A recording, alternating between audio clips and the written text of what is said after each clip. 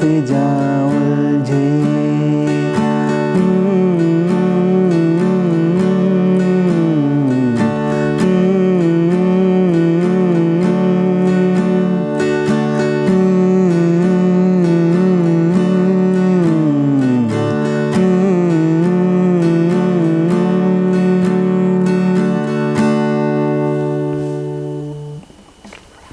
Hey guys what's up, my name is Dinesh Chandra और मैं आपके लाया हूँ इस सीरीज़ का ये नया लेसन। सो गाइस, आपने देखा मैंने एक कॉर्ड पकड़ी थी और मोह मोह के धागे गाने का मैंने ऑलमोस्ट पूरा मुखड़ा गुनगुना लिया था। सो गाइस, वो कौन सी कॉर्ड थी? वो थी डी कॉर्ड, जो कि आज हम सीखने वाले हैं। सो गाइस, आपने प्रीवियस लेसन में क्या सीखा था? प्रीवियस लेसन में आपने डी स्केल सीखा था, ठीक है। सो आज हम डी कॉर्ड सीखेंगे। सो डी कॉर्ड कैसे होल्ड करते हैं ये हम सीखेंगे। डी कॉर्ड का शेप क्या है, और एक बार आपने वो शेप सीख लिया, वो शेप होल्ड करना सीख लिया, तो आप डी कॉर्ड आराम से प्ले कर सकते हैं। साथ ही साथ मैं आपको उसकी थ्योरी, वो डी कॉर्ड जनरेट कहाँ से हुआ, किस थ्योरी पे बेस्ड जनरेट हुआ, कहाँ से जनरेट हुआ, वो भी मैं सिखाऊंगा। आपको क्या करना है, एक डायरी लेनी है, उसमें आपको लिख लेना है, जिसमें आप ऑलरेडी नोट्स बना रहे हैं उसमें आपको ये लिख लेना है, ये रूल लिख लेना है जो मैं आपको सिखाने वाला हूँ, ठीक है। जैसा हमने आपको सी स्केल में सिखाया था कि सी कॉर्ड कैसे जनरेट हुआ था, वहाँ पे वो सिखाया था, सेम रूल हम यहाँ भी अप्लाई करेंगे और सीखेंगे डी कॉर्ड कैसे जनरेट होता है, ठीक है गाइज। सो गाइज, अभी तक अगर आपने मेरा चैनल सब्सक्राइब नहीं किया है तो प्लीज़ सब्सक्राइब कर लीजिए, अपने दोस्तों के साथ शेयर कीजिए, लाइक कीजिए और साथ ही साथ मुझे इनबॉक्स कीजिए, मुझे ये लिख के भेजिए कि आपको मेरे लेसन्स कैसे लग रहे हैं, समझ में आ रहे हैं या नहीं, टफ लग रहे हैं तो मैं और इजी लैंग्वेज यूज करूं और इजी तरीके से सिखाने का ट्राई करूं। Because whatever I am trying till now, what I have understood, this is the easiest method to teach you and you people will be understanding it easily. This is what I feel. But still, if it is difficult for you, please message me and let me know so that I will improve if anything is there. So guys, हम start करते हैं आज का lesson. सबसे पहले तो मैं आपको ये बता दूं कि आपका गिटार ट्यून होना चाहिए। अगर आपका गिटार ट्यून नहीं है तो इट इज़ वेरी डिफ़िकल्ट, आपको वो साउंड, वो फील जो है कॉर्ड का वो नहीं आएगा अच्छे से। इसके लिए आपका गिटार आप ट्यून कर लीजिए। So take out your mobile phone, open the app and tune it. अगर आपको ट्यून करना नहीं आता है तो मैंने उसके ऊपर ऑलरेडी एक लेसन बनाया है, आपको उसका लिंक डिस्क्रिप्शन बॉक्स में मिल जाएगा। प्लीज़ चेक इट आउट और अपना गिटार आप ट्यून कर लीजिए and then come back and start this lesson. Okay guys, so guys start करते हैं डी कॉर्ड। डी कॉर्ड पकड़ने के लिए हमको क्या करना है, फर्स्ट फिंगर को रखना है थर्ड स्ट्रिंग के सेकेंड फ्रेट पे, ठीक है। एंड देन मिडिल फिंगर को रखना है ई स्ट्रिंग यानी फर्स्ट स्ट्रिंग के सेकेंड फ्रेट पे, और रिंग फिंगर को रखना है सेकेंड फिंगर थर्ड फ्रेट, ठीक है guys. So your first finger will be on third string second fret, middle finger will be on first string second fret, and ring finger will be on second string third fret. So this is your D chord. Okay guys, this is your D chord. Fine. And same time what you have to do, आपको ऊपर की दो string को mute करना है, ठीक है। दोनों स्ट्रिंग को म्यूट करना है, ओनली नीचे की 4 स्ट्रिंग्स पे स्ट्रोक लेना है। तो गैस ये तो था डी कॉर्ड का शेप, डी कॉर्ड कैसे पकड़ना है, उसका शेप क्या है, उसका फॉर्मेशन क्या है, बट इसकी हिस्ट्री क्या है, ये डी कॉर्ड जनरेट कहाँ से हुआ, ठीक है गैस। सो अभी तक हमने क्या सीखा था, हमने डी स्केल सीखा था, उसके बेस पे जो रूल है हमारे पास 135 एंड 158 वो हम अप्लाई करके डी कॉर्ड को सर्च करेंगे। लेकिन अगर मैं आपको वो रूल्स यहाँ पे सिखाऊंगा तो it will be difficult for you. So what we will do, हम लोग कीबोर्ड के पास जाएंगे, we will take help from keyboard and we will learn कि डी कॉर्ड कहाँ से फॉर्म हुई, कौन कौन से नोट डी कॉर्ड में प्ले होते हैं, ठीक है। ये हम वहाँ पे सीखेंगे। Then we will come back to guitar and we will continue our lesson, ठीक है गाइस। सो गाइज हमको सर्च करना है डी कॉर्ड। अब डी कॉर्ड सर्च करने के लिए हमको पहले ये पता होना चाहिए कि हमारा डी की कीबोर्ड पे कहाँ पे आती है। मैंने आपको ऑलरेडी बताया है कि हमारी कीज़ जो हैं वो कहाँ पे आती हैं, ठीक है। आपको डी सर्च करने के लिए आपको पता होना चाहिए सी। सी सर्च करने का मैंने आपको सबसे ईजीएस्ट तरीका बताया था, जहाँ आपको ये 2 ब्लैक कीज दिख रही हैं उससे पहले वाला की जो है वो सी रहेगा। तो ये सी है तो ब्लैक की जो है सी शार्प, उसके बाद आता है डी। सो गाइज हमने सर्च कर लिया डी, डी हमारा ये है, ठीक है, डी नोट हमको पता है। सो डी मेजर कॉर्ड सर्च करने के लिए हमारे पास दो रूल हैं, 135 एंड 158। 135 जब आपको डी स्केल पता है, 158 जब आपको डी स्केल नहीं पता है। सो गाइस डी स्केल क्या होता है? डी स्केल है D E F sharp G A B C sharp D, D E F sharp G A B C sharp D, ठीक है गाइस।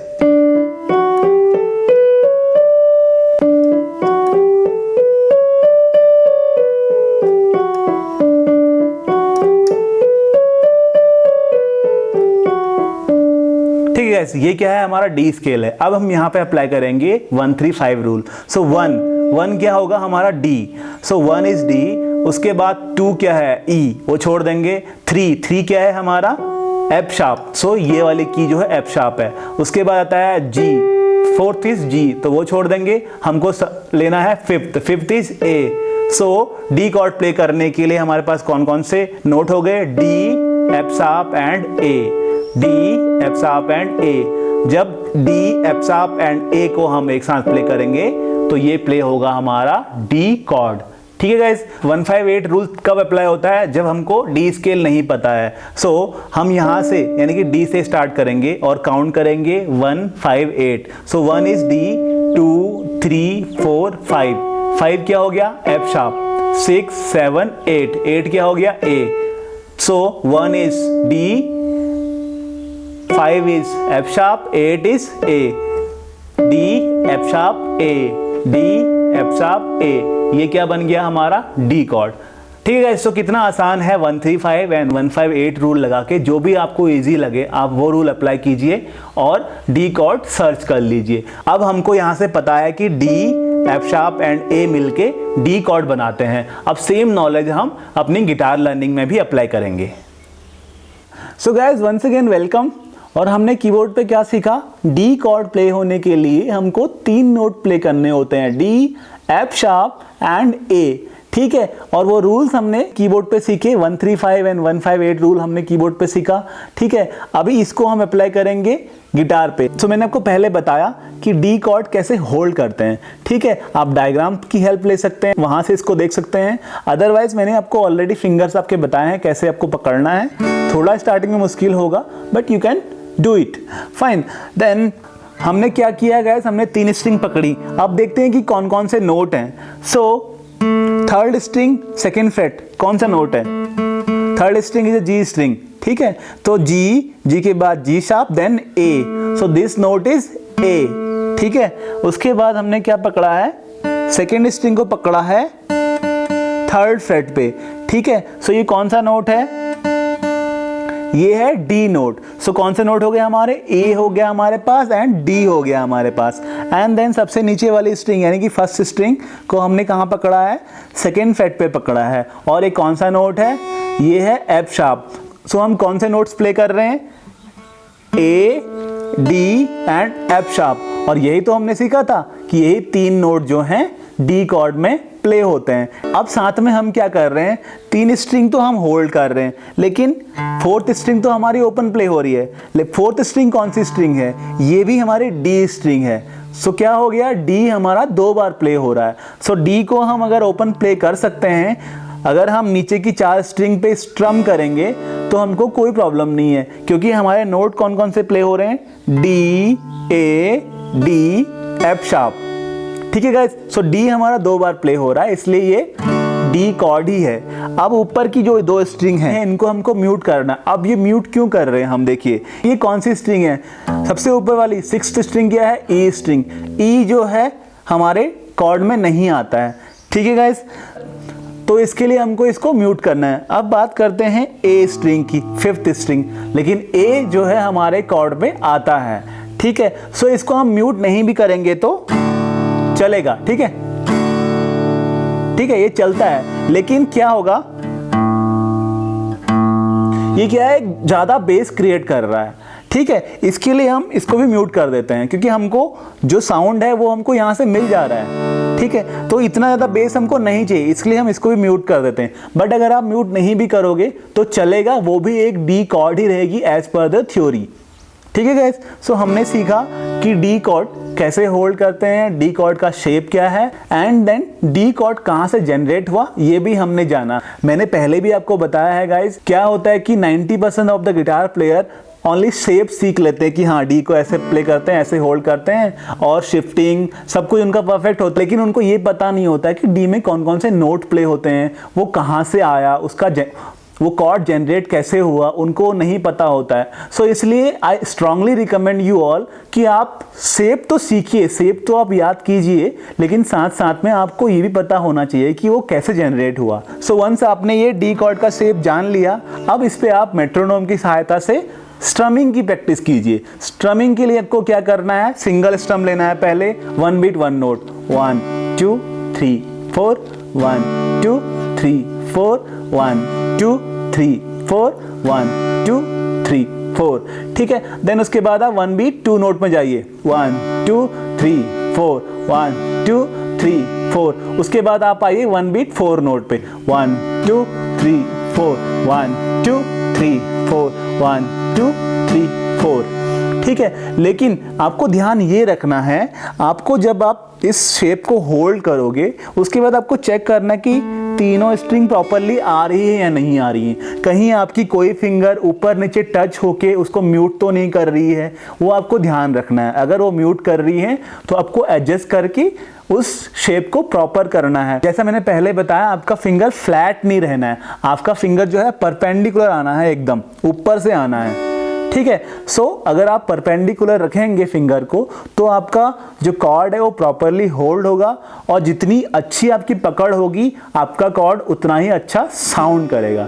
ठीक है गाइस, यहाँ पे आपने कॉर्ड सीख लिया, डी कॉर्ड कैसे प्ले करते हैं, कैसे होल्ड करते हैं, ये आपने सीख लिया। अभी तक आप जो सीख रहे थे उसमें आप बहुत बोर हो रहे होगे, तो अब वो बोर होने का टाइम नहीं है, बिकॉज अभी आपको क्या करना है, सिंगल कॉर्ड आपको आता है लेकिन नो प्रॉब्लम, आप उस पे ही गाना स्टार्ट कीजिए। देन जैसे जैसे हम कॉर्ड्स सीखेंगे उन्हीं कॉर्ड्स को हम उसमें ऐड करेंगे, लेकिन डी के साथ में कौन सा कॉर्ड प्ले होता है वो आपको सीखना है, वो हम फर्दर क्लासेस में लेंगे, वो हम सिखाएंगे आपको। फिलहाल आपको डी कॉर्ड आता है ना, आप उस पे ही एक गाना प्ले कीजिए। ठीक है, सो गाइज आपको क्या करना है, सिंपली डी कॉर्ड होल्ड करना है, और उसके साथ साथ आपकी स्ट्रमिंग सिंगल स्ट्रम पे चलेगा, डबल पे चलेगा, 4 पे चलेगा, अदरवाइज थोड़ा वेरी कर सकते हो। जैसे मैंने बताया था कि आप काउंट सेम रखिए बट थोड़ा उसमें अप डाउन करते रहिए। ठीक है, स्ट्रमिंग आप खुद सीखिए, स्ट्रमिंग की क्लास में एक बार लूँगा, आपको सिखाऊंगा कि क्या क्या स्ट्रमिंग होती है, कैसे कैसे स्ट्रम करते हैं।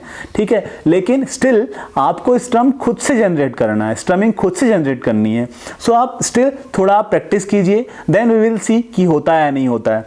ठीक है गाइज, सो डी स्केल में कौन सा गाना रहेगा,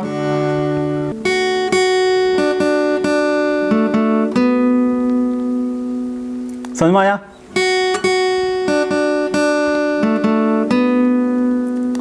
ठीक है, कुछ नहीं है, आपने डी कॉर्ड होल्ड की है, आपको ई स्ट्रिंग पे 2 बार प्लग करना है, देन बी स्ट्रिंग को 3 बार करना है, देन जी स्ट्रिंग को 2 बार प्लग करना है। उसके बाद जो लास्ट है उसमें आपको क्या करना है, जी स्ट्रिंग पे ही अपनी पिंकी रख के एक बार प्लग करना है।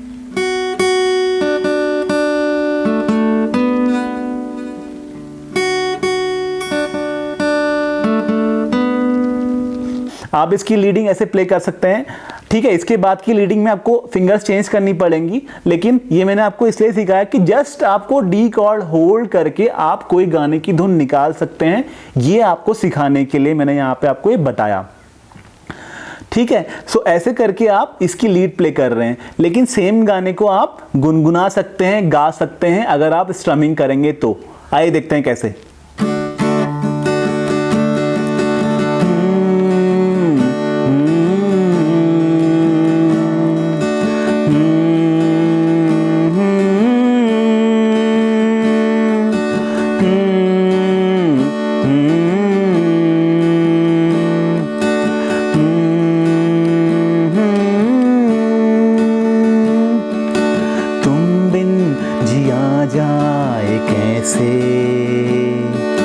कैसे जिया जाए तुम बिन,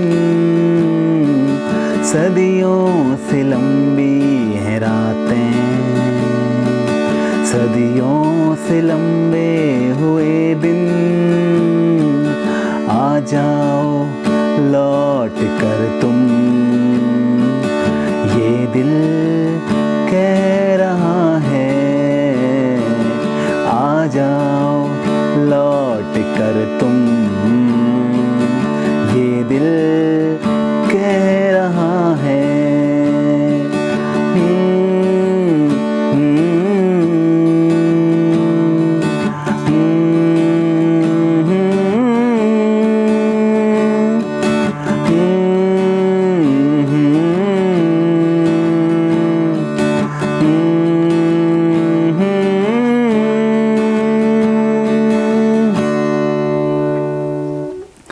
सो गाइज मैंने क्या किया, ओनली सिंगल कॉर्ड यानी डी कॉर्ड होल्ड की और उसमें ये गाना प्ले किया। मैंने इसको लो पिच में गाया बिकॉज मेरी वॉइस आज थोड़ा ठीक नहीं है, I am not able to sing properly, और वैसे भी ये गाना बहुत हाई पिच में है, but still this song is in D scale.